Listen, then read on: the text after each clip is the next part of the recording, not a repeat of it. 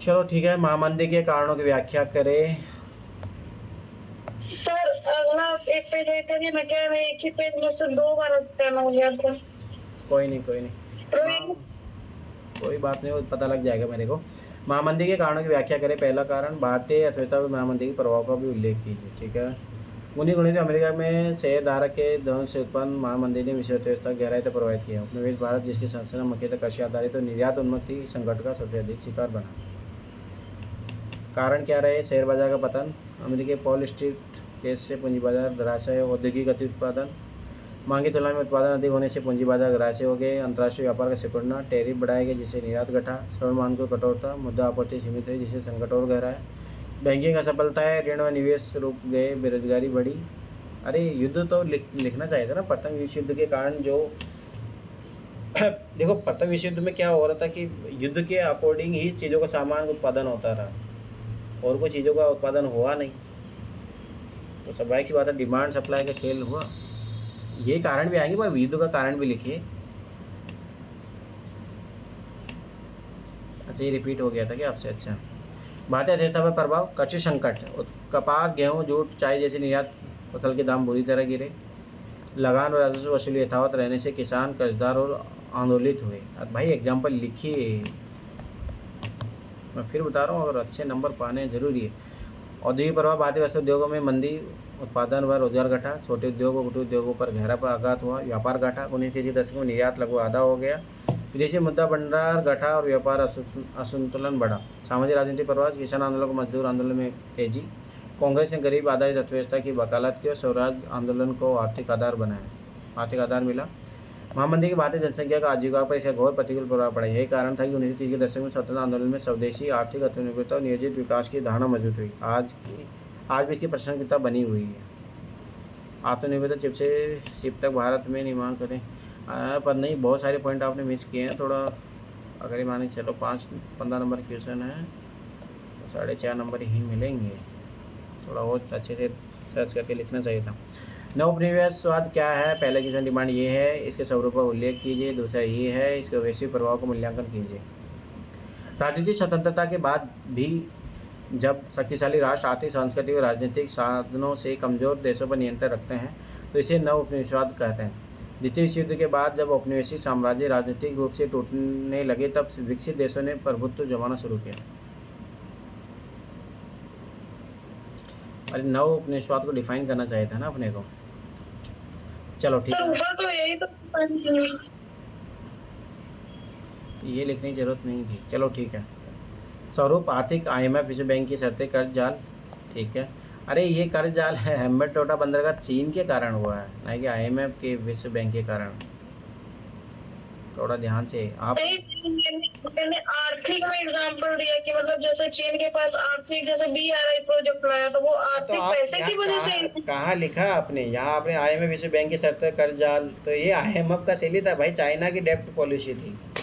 हाँ तो वो तो यार मुझे आर्थिक में याद आ गया कि वो पैसे के बल पे ये कर अरे वो किया ना। बात सही है, परंतु आप वहाँ पे चाइना का लिखिए ना, नव उपनिवेशवाद चाइना का है ना ये। कर्ज डिप्लोमेसी, राजनीतिक शासन परिवर्तन को, कठपुतली सरकारें, उदाहरण इराक युद्ध, हाँ सही है। सांस्कृतिक, पश्चिमी उपभोक्तावाद, मीडिया प्रभुत्व, उदाहरण हॉलीवुड बॉलीवुड। अरे बॉलीवुड तो भारत का है, हॉलीवुड आएगा ना। तकनीकी, डिजिटल कंपनी द्वारा डेटा नियंत्रण, उदाहरण गूगल। ठीक है। सैन्य, सामाजिक गठबंधन से दबाव, उदाहरण नाटो का विस्तार। रूसी न्यूक्लियर युद्ध, इजराइल फिलिस्तीन युद्ध। वैश्विक प्रभाव, आर्थिक निर्भरता, विकासशील देशों की नीतियाँ विदेशी निवेश और ऋणों पर निर्भर, अफ्रीका देशों कच्चे माल के निर्मित और निर्मित वस्तुओं की आयात पर टिके रहना। असमान विकास, ग्लोबल साउथ और ग्लोबल नॉर्थ के बीच असमानता गहराती है, WTO वीटो पावर। राजनीतिक अस्थिरता है, भारत से गृह युद्ध, तख्तापलट की स्थिति, कांगो मिशन, विदेशी कंपनी की भूमिका। सांस्कृतिक पहचान संकट, स्थानीय भाषाओं परंपरावाद का ह्रास, पश्चिमीकरण का प्रभाव, अफ्रीका व एशिया में अंग्रेजी शिक्षा का वर्चस्व। नए शक्ति केंद्रों को दे, चीन, रूस और क्षेत्रीय शक्तियों के नव उपनिवेशवादी स्वरूप में उभर रहा है, जैसे BRI, ऋण जाल। नव उपनिवेशवाद अपस्य नियंत्रण का रूप स्वरूप है जो संप्रभुता कमजोर करता है। इसका समाधान आत्मनिर्भरता, दक्षिणी दक्षिणी सहयोग और वैश्विक संस्थान में न्याय संगत भागीदार से संभव है। सही लिखा है आंसर, 7.5 मिलेंगे आपको, सही लिखा है। सर मेरे मन में ये सवाल आ रहा था कि जैसे नवोपनिवेशवाद जैसे ही हम कहते हैं सबसे पहले अमेरिका याद आता है।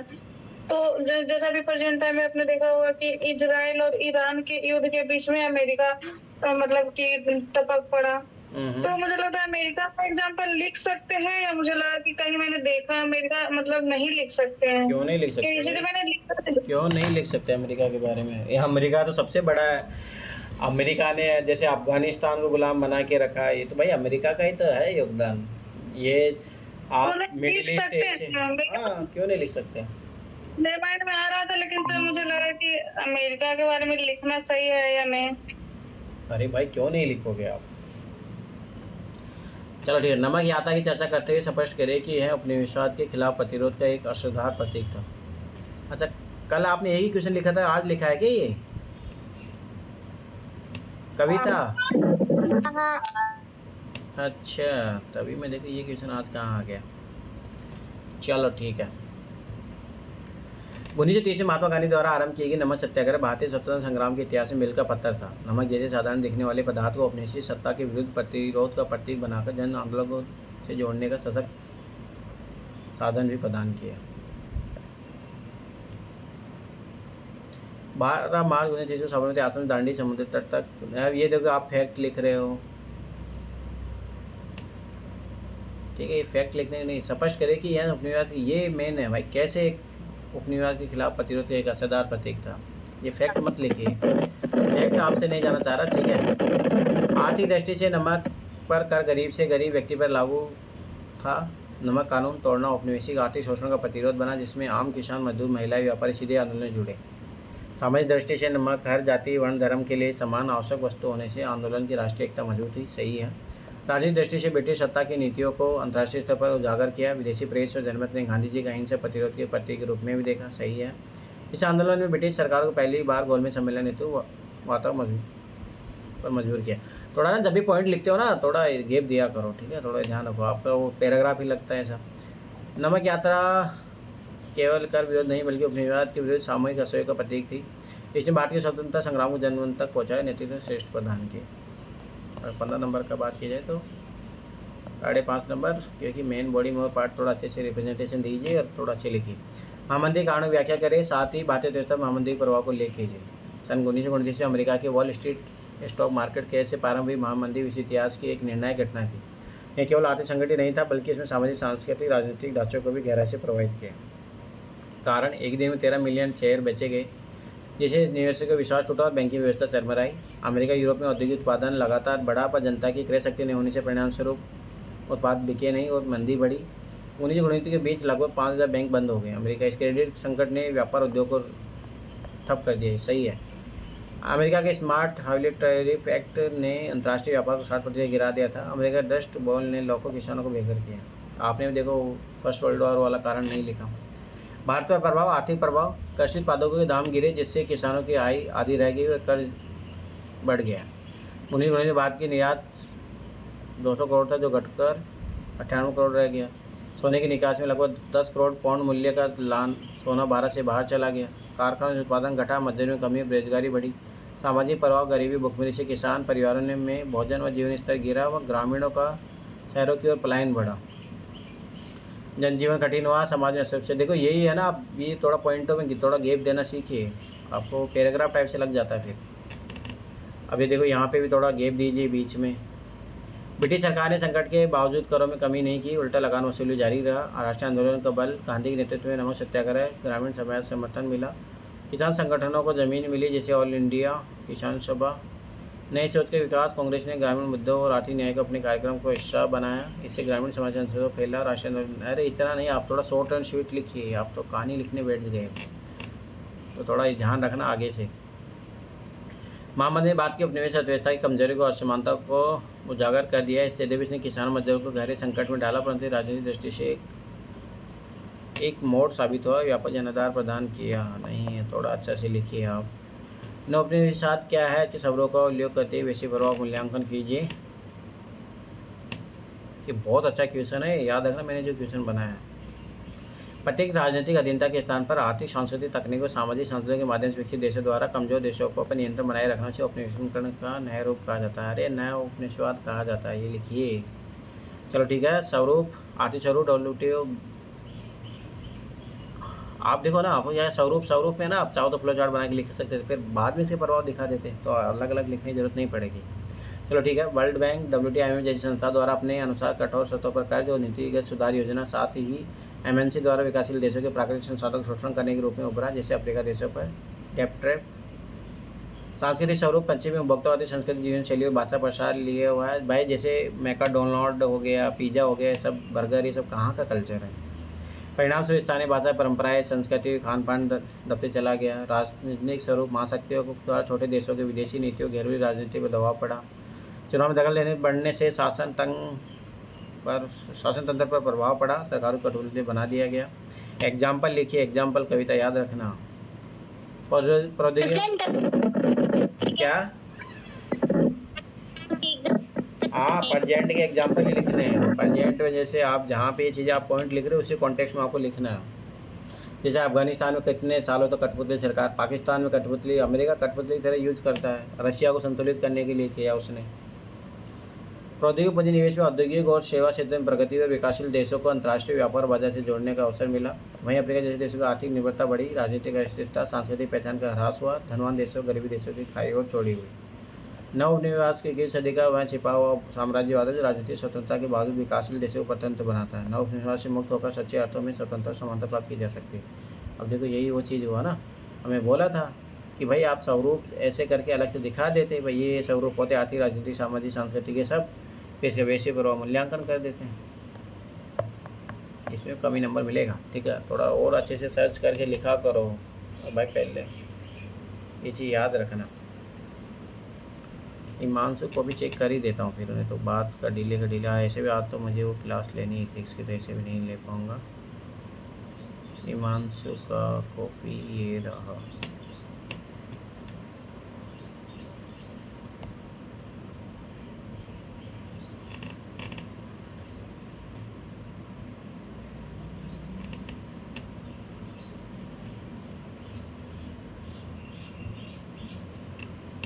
चलो देखो यहाँ है कविता, इसे सीखो। देखो इन्होंने जैसे पॉइंट बनाते हैं, ऐसे पॉइंटों के बीच में गैप देना, ये चीज़ें याद रखना। ब्रिटिश औपनिवेशिक प्रशासन में जनगणना सर्वेक्षण का क्या महत्व था? पहला क्वेश्चन की डिमांड ये है। भारतीय समाज और प्रशासन पर इसके प्रभाव का विश्लेषण कीजिए। ठीक है, ब्रिटिश लोगों का मानना था कि यदि किसी क्षेत्र पर शासन करना तो उसके बारे में पूर्ण जानकारी होना अति आवश्यक है। सर्वेक्षण जनगणना द्वारा भारत की भौगोलिक, राजनीतिक, सामाजिक जानकारी एकत्रित करना चाहते थे। ठीक है, क्या महत्व था? प्रभाव विश्लेषण कीजिए। महत्व क्या है? सर्वेक्षण द्वारा जमीन की उत्पादकता बढ़ाने वाली फसलों के बारे में जान सकते थे। राजस्व, पर्यावरण सर्वेक्षण द्वारा राजस्व एकत्रण तथा प्राकृतिक संसाधनों की जानकारी, सही है। जनगणना से समाज में जाति लोगों को व्यवसाय, धर्म के बारे में ज्ञान प्राप्ति कर नीति निर्माण कर सकते थे। सैन्य भर्ती हेतु सर्वाधिक उपयोग किया। भारतीय समाज और प्रशासन पर प्रभाव, सर्वेक्षण द्वारा इन्होंने सर्वप्रथम खेती से राजस्व प्राप्ति हेतु नीति निर्माण किया। स्थायी बंदोबस्त, रेतवाड़ी, सही बात है। जनगणना का प्रयोग धर्म विवाद, ईसाई धर्म प्रचार इत्यादि फूड राज की नीति में उपयोग किया। शाबाश। सर्वेक्षण द्वारा इन्होंने किन क्षेत्रों में विद्रोह की भावना संभावना पता लगाना। जनगणना द्वारा अपने शासन को वैज्ञानिक दर्शाना। सर्वेक्षण व जनगणना से भारत को जानने में मदद मिली, जिसका पूरा उपयोग ब्रिटिश औपनिवेशिक शासन के विस्तार में किया गया। इस तरह ब्रिटिश लोगों द्वारा वैज्ञानिक व्यवस्थित ढंग से भारत को औपनिवेशिक बनाया गया। अब देखो मैंने यही सब लोग गलती करी। विश्लेषण कीजिए भाई, कुछ पॉजिटिव पॉइंट भी आएंगे, नेगेटिव पॉइंट ही नहीं आएंगे, ये चीज़ हमेशा याद रखना। 5 नंबर ही मिलेगा। अरे विश्लेषण का मतलब ही यही होता है, उसे फायदे भी तो हुए ना, ऐसा नहीं कि नुकसान ही था। औपनिवेशिक शासन में आदिवासी समाज के शोषण के रूप में हुआ। पहला क्वेश्चन डिमांड ये है। बिरसा मुंडा द्वारा जिस विधेयक हुआ बात साबित हुई, चर्चा कीजिए। औपनिवेशिक शासन मुख्य उद्देश्य भारतीय संसाधनों का अधिक से अधिक दोहन कर लाभ अर्जित करना था। इसके चलते उन्होंने जंगलों, वनों पर भी अपने एकाधिकार स्थापित किए। ठीक है, जमीन का अधिकार छीनकर सिर्फ निगरानी और रखने वाला बना दिया गया। वनों को आरक्षित वन घोषित कर लकड़ी कटाई पर प्रतिबंध। आदिवासियों को अंग्रेजों प्रतिनिधि के रूप में कार्य अनुशासन बनाए रखना होता था। झूम काश्तकारों को स्थायी जमीन लेकिन अंग्रेजों हेतु मदद अनिवार्य। आदिवासी मजदूरी हेतु दूर क्षेत्रों में भेजना। स्वतंत्र संग्राम में क्या महत्व था? आदिवासी विद्रोह से साबित हुआ कि ये अन्याय के विरुद्ध आवाज़ उठा सकते हैं। ठीक है, इन विद्रोह से भारतीय राष्ट्रीय कांग्रेस का ध्यान इन पर गया, जिससे इनके जनाधार में बढ़ोतरी हुई। आदिवासी विद्रोह के देश अलग अलग क्षेत्रों में होने से अंग्रेजी शासन विरोधी विचारधारा का प्रसार हुआ। अंग्रेजी की बेहतरी अच्छे प्रशासक की छवि को नुकसान हुआ। गरीब किसानों ने भी और अधिक विद्रोह किए। इसका नुकसान ये हुआ कि अंग्रेजों ने दमन की नीति को अधिक कठोर किया। आदिवासी विद्रोह चाहे प्रत्येक रूप से राष्ट्रीय मांगों के अनुरूप नहीं थे, लेकिन अप्रत्यक्ष रूप से इसने स्वतंत्रता संग्राम को शक्ति प्रदान की। शक्ति अच्छे से लिखिए, सती नहीं। इससे तत्कालिक रूप से सशस्त्र विद्रोह बढ़े, लेकिन तत्कालिक रूप से इसने अंग्रेजी शासन की नींव को हिलाने में मदद की। सही है, 7 नंबर मिलेंगे इसमें आपको। ब्रिटिश औपनिवेशिक नीतियों ने भारतीय नगरों जैसे दिल्ली, कलकत्ता, मद्रास, मुंबई की संरचना और सामाजिक जीवन ने किस प्रकार बदला। ठीक है, भारतीय संस्कृति और राजनीति पर इसके प्रभाव का विश्लेषण भी कीजिए। वहाँ की संरचना और सामाजिक जीवन को किस प्रकार बदला।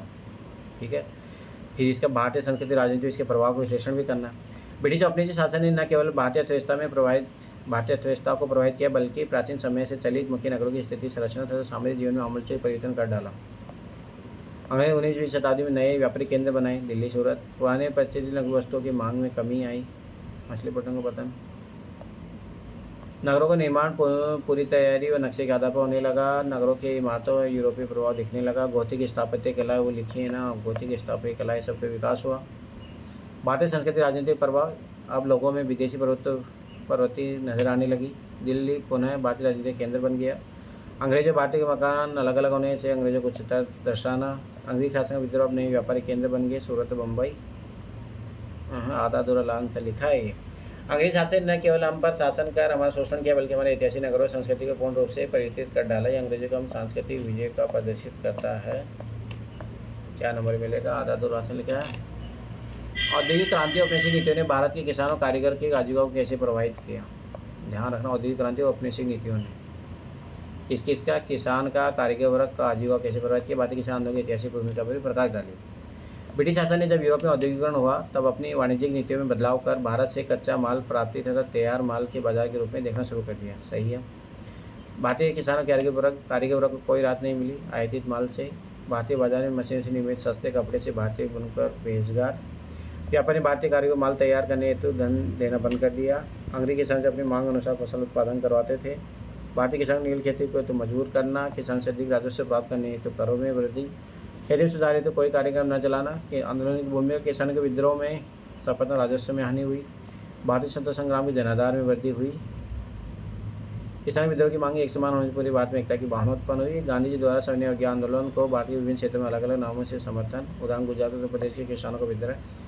अंग्रेजी शासक को देश से अधिक शोषण कर था, लेकिन विद्रोह ने भविष्य के स्वतंत्रता संग्राम में नियुक्त कार्य किया और भारतीय स्वतंत्रता भूमि पर रिकवर की। अब बात यहाँ पे ये है, एक भारतीय किसान आंदोलन की ऐतिहासिक भूमि पर प्रकाश, भारतीय किसान आंदोलन की ऐतिहासिक भूमिका पर प्रकाश डाली। अरे भाई, आप ये सोचिए कि औद्योगिक क्रांति हो रही है, अब डबल बर्डन हुआ ना। जो ये थे कारीगर थे, ये सब वापस से कृषि पर निर्भर हो गए।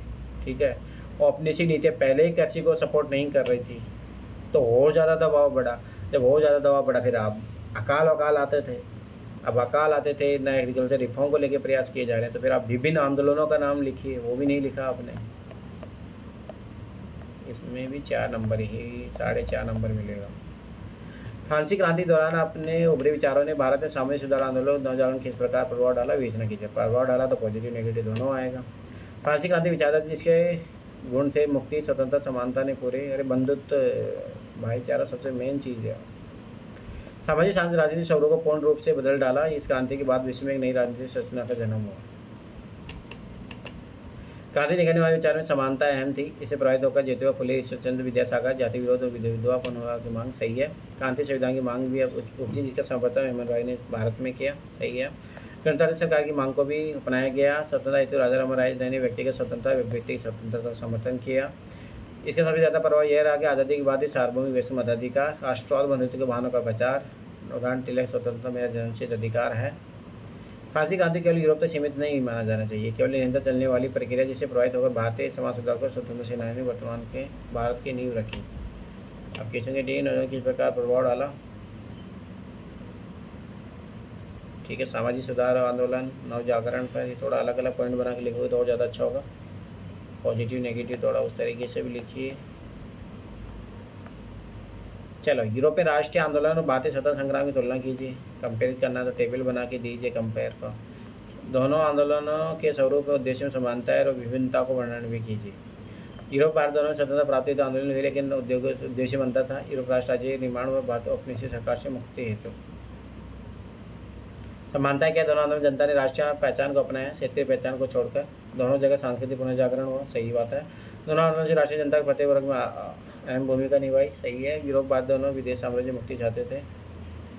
असमानता है, यूरोप राजनीतिक एकता, राष्ट्र निर्माण, औपनिवेशिक शासन से मुक्ति, राजाओं जनता क्रांतिकारी शामिल, किसान मजदूर व मध्यम वर्ग, युद्ध का उपयोग, अहिंसक आंदोलन का उपयोग।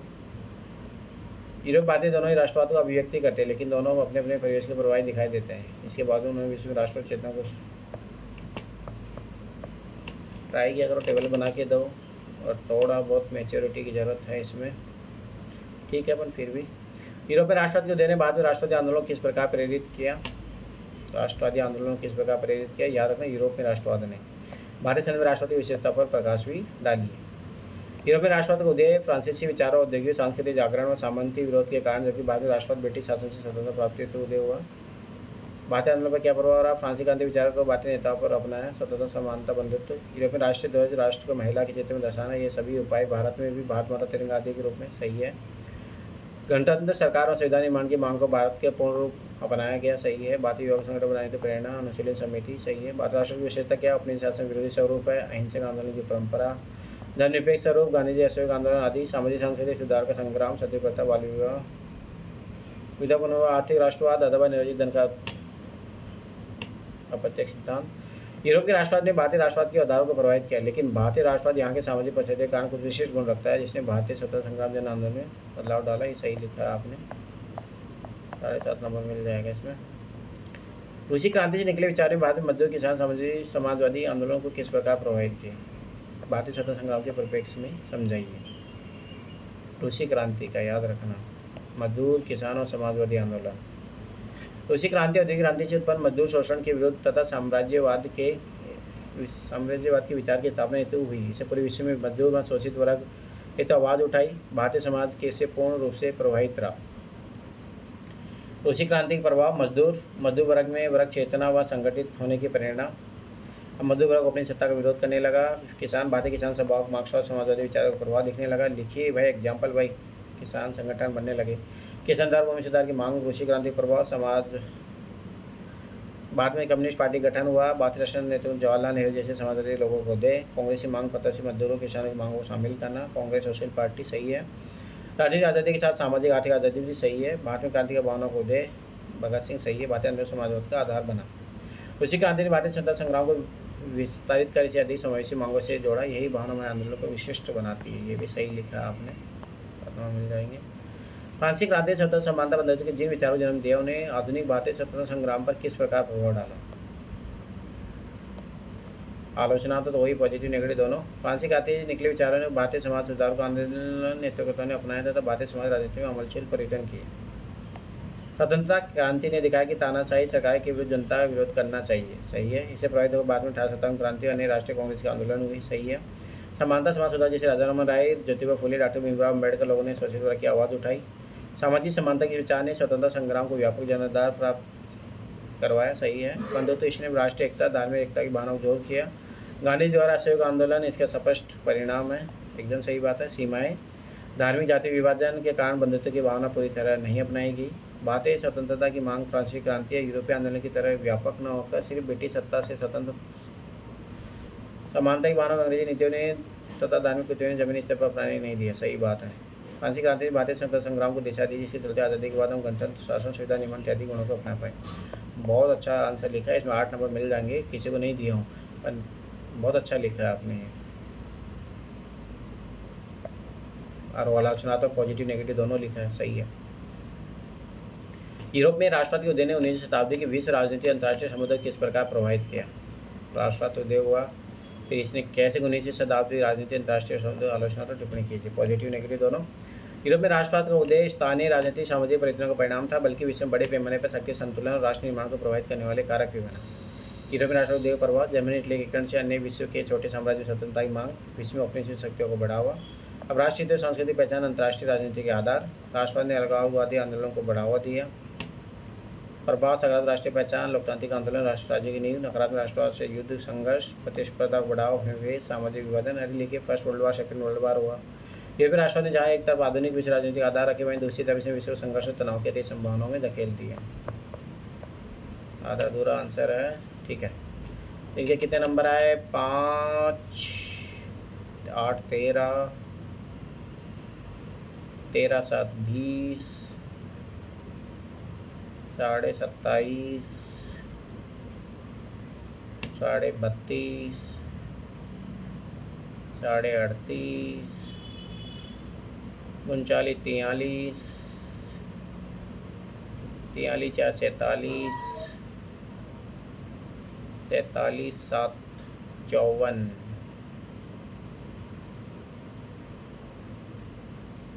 54, 5, 59 नंबर। तो 150 में से 59 नंबर।